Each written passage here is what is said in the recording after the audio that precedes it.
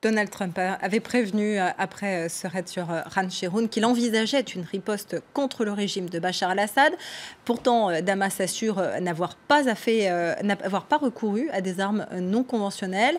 Et pour la Russie, alliée de Damas, cette attaque contre un pays souverain est un acte d'agression. Alors, le président américain pouvait-il prendre la décision de ce raid? Ces bombardements sur la base aérienne syrienne sont-ils effectivement une violation du droit international? Élément de réponse avec Florent Rodeau.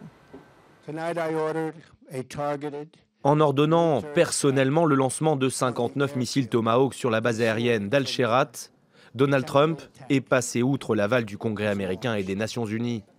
Le président se justifie, ces frappes sont une réponse directe à l'attaque chimique perpétrée mardi à Khan Cheikhoun, pas une déclaration de guerre envers Damas et ses alliés.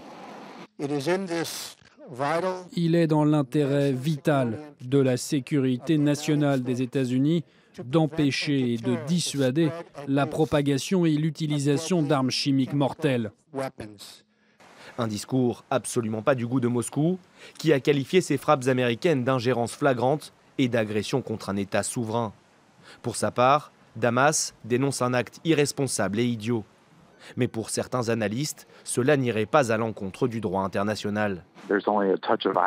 Ce qui est ironique, c'est que ces frappes aériennes sont une réponse à l'utilisation d'armes chimiques, qui, elles, violent le droit international.